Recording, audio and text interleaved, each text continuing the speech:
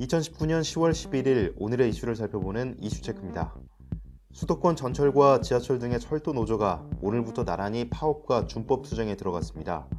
철도 노조는 KTX와 SRT 고속철도뿐만 아니라 새마을호, 무궁화호 등 일반 열차, 화물열차, 수도권 전철까지 맡고 있어 큰 파장이 예상되는데요. 김아련 기자와 철도와 서울 지하철 노동조합 파업 상황에 대해 짚어보겠습니다. 김아련 기자, 안녕하십니까? 안녕하세요. 김아련입니다. 네, 현재 시민들이 많은 불편을 호소하고 있는데 현재 파업 상황은 어떻습니까? 전국 철도 노동조합은 11일 오전 9시부터 14일 오전 9시까지 3일간 한시 파업에 들어갔습니다.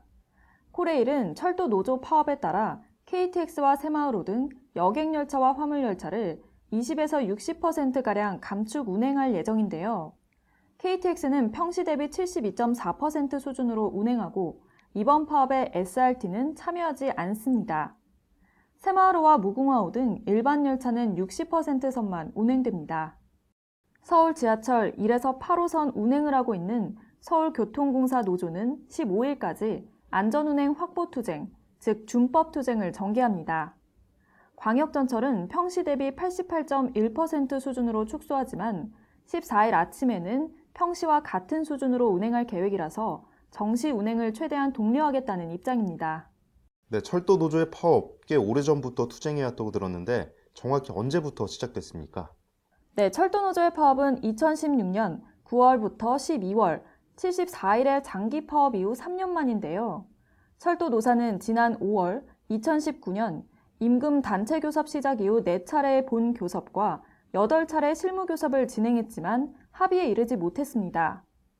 노조는 지난 8월 21일 교섭 결렬을 선언하고 9월 4일에서 6일 진행한 조합원 총회에서 73.4%의 찬성률로 쟁의 행위를 결정했습니다.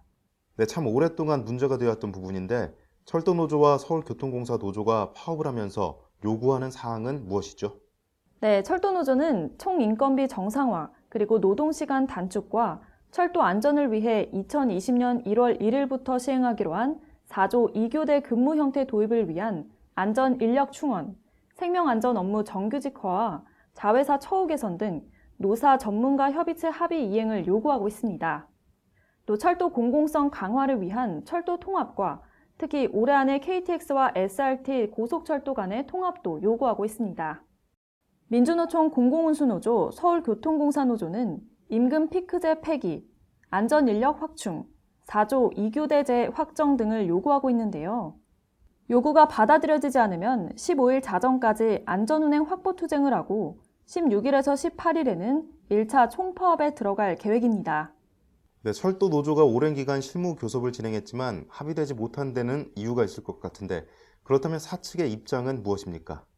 네, 사측은 이에 대해 총인건비 정상화나 4조 2교대 근무를 위한 안전인력 충원은 코레일 차원에서 해결 가능한 사안이 아니며 기재부와 국토교통부 등 정부 차원에서 논의가 필요한 사안이라며 난색을 보이고 있습니다.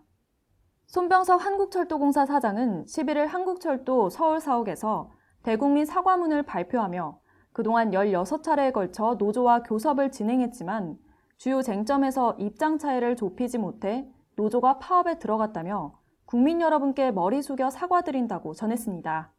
네, 아무래도 이런 파업으로 인해서 시민들의 불편이 예상되는데 열차 운행 대책이 있습니까? 네, 손 사장은 일단 출근 시간에는 운행 열차를 집중 편성해 수도권 전철 운행을 100%로 유지하고 국가 경제에 부담이 되지 않도록 화물 열차는 수출입 물량과 긴급 화물 위주로 수송하겠다고 밝혔는데요. 3일간 한시 파업이지만 노조와 진정성 있는 대화를 해 이른 시일 안에 파업이 종결되도록 온 힘을 쏟을 것이라며 최대한 불편을 줄이겠다고 전했습니다. 네, 김아련 기자의 설명 잘 들었습니다. 당분간은 한시 파업으로 인해 시민들의 불편을 최소화하겠다는 입장이지만 만약 이번에도 교섭이 결렬된다면 16일부터 시작되는 총파업으로 시민들의 불편이 더욱 커질 전망인데요. 하루빨리 사측과 노조 간의 원만한 타협이 이뤄지기를 기대해봅니다. 이상 이슈체크였습니다.